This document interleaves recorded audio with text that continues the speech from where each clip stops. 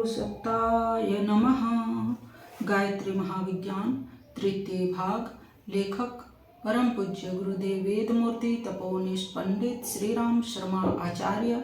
आइए पढ़ते हैं, सुनते हैं और समझने का प्रयास करते हैं। गायत्री मंत्र हमारे साथ साथ। ओम भूर्भुवः स्वाहा तत्सवितुर्वरेण्यं भर्गो देवस्य धीमहि धियो यो नः प्रचोदयात्। आसन मोटे तौर से आसनों को शारीरिक व्यायाम में ही गिना जाता है।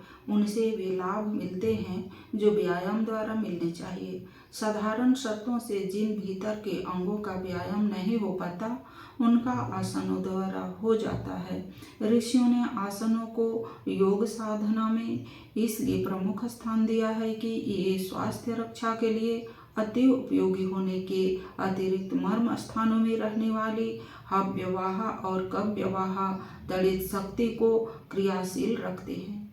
मर्म स्थल वे हैं जो अति कोमल हैं और प्रकृति ने उन्हें इतना सुरक्षित बनाया है कि साधारणतः उन तक बाह्य प्रभाव नहीं पहुंचता। आसनों से इनकी रक्षा होती है।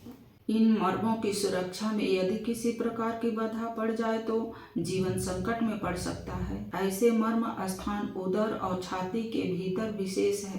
कंठकूप, स्कंध, ओछ, मेरुदंड और ब्रह्मरंध्र से संबंधित 33 मर्म है। इनमें कोई आघात लग जाए, रोग विशेष के कारण विकृति आ जाए, रक्ताभिसरण रुक जाए और विष वालुका जमा हो जाए तो देह भीतर ही भीतर घुलने लगती है। बाहर से कोई प्रत्यक्ष या विशेष रोग दिखाई नहीं पड़ता, पर भीतर भीतर देह खोखली हो जाती है। नाड़ी में ज्वर नहीं आता, पर मुंह का कड़वापन, शरीर में रोमांच, भारीपन, उदासी, हटपुटन, सिर में हल्का सा दर्द, प्यास आदि भीतरी ज्वर जैसे लक्षण दिखाई पड़ते हैं। वैद्य डॉक्टर कुछ समझ नहीं पाते, दवा देते हैं, पर कुछ विशेष लाभ नहीं होता। मर्मों में चोट पहुंचने से आकस्मिक मृत्यु हो सकती है।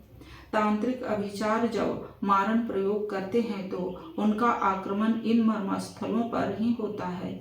हानि, शोक, अपमान आदि की कोई मानसिक चोट लगे तो मर्मस्थल छत विछत हो जाते हैं और उस व्यक्ति के प्राण संकट में पड़ जाते हैं। मर्म अशक्त हो जाए तो गठिया, गंज, श्वेतकंठ, पथरी, गुर्दे की शिथिलता, खुश्की, बवासीर जैसे न ठीक होने वाले रोग उपज पड़ते हैं। सिर और धड़ में रहने वाले मर्मों में हव्यवाह नामक घन पॉजिटिव विद्युत का निवास और हाथ पैरों में कव्यवाह ऋण नेगेटिव विद्युत की विशेषता है। दोनों का संतुलन बिगड़ जाए तो लकवा, अर्धांग, संधिवात जैसे उपद्रव खड़े होते हैं। कई बार मोटे, तगड़े, स्वस्थ दिखाई पड़ने वाले मनुष्य भी ऐसे मंद रोगों से ग्रसित हो जाते हैं जो उनकी शारीरिक अच्छी स्थिति को देखते हुए न होने चाहिए थे। इन मार्मिक रोगों का कारण मर्म स्थानों की गड़बड़ी है। कारण यह है कि साधारण परिश्रम या कसरतों द्वारा इन मर्म स्थानों का व्यायाम नहीं हो पाता। औषधियों की वहां तक पहुंच नहीं होती। शल्य क्रिया, सूची भेद, इंजेक्शन भी उनको प्रभावित करने में समर्थ नहीं होते।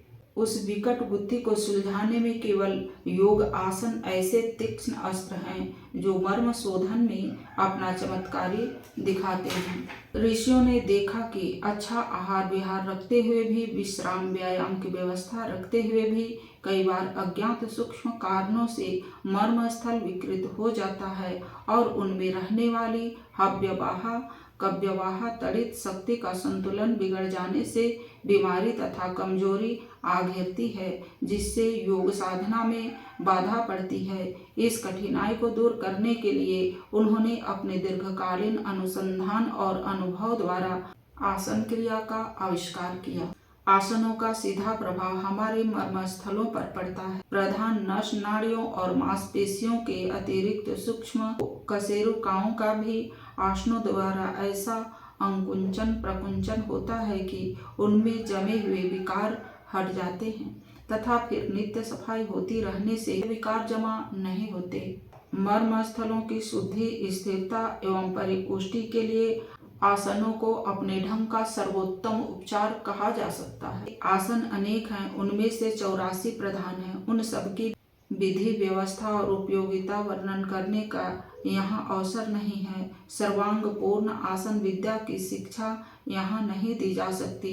इस विषय पर हमारी बलवर्धक व्यायाम पुस्तक देखनी चाहिए।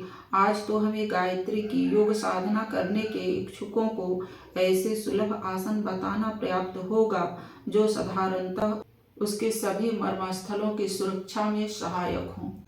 8 आसन ऐसे हैं जो सभी मर्मों पर अच्छा प्रभाव डालते हैं। उनमें से जो 4 या अधिक अपने लिए सुविधाजनक हो उन्हें भोजन से पूर्व कर लेना चाहिए। इनकी उपयोगिता एवं सरलता अन्य आसनों से अधिक है। उपासना के पश्चात ही करना चाहिए, जिससे रक्त की गति तीव्र हो जाने से उत्पन्न हुई चित्त की चंचलता ध्यान में बाधक न हो। सर्वांगासन पर चित लेट जाइए और शरीर को बिल्कुल सीधा कर लीजिए। हाथों को जमीन से ऐसा मिला रखिए कि हथेलियां जमीन से चिपकी रहे। अब घुटने सीधे कड़े करके दोनों पैर मिले हुए ऊपर को उठाइए और पैरों को ले जाकर सिर के पीछे जमीन से लगाइए। पैर मुड़ने न पावे बल्कि सीधे तने हुए रहें। हाथ चाहे जमीन पर रखिए, चाहे सहारे के लिए कमर से लगा दीजिए। थोड़ी कंठ के सहारे से चिपकी रहनी चाहिए।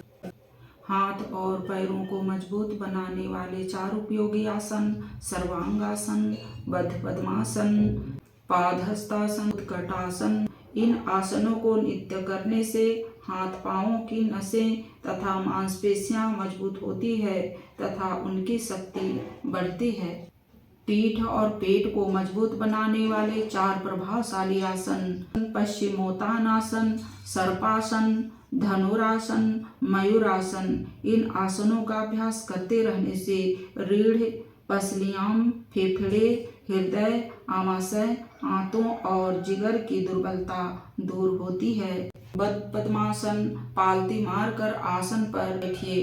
फिर पीठ के पीछे से दाहिना हाथ ले जाकर दाहिने पैर का अंगूठा पकड़िए और बायां हाथ उसी तरह ले जाकर बाएं पैर का अंगूठा पकड़िए।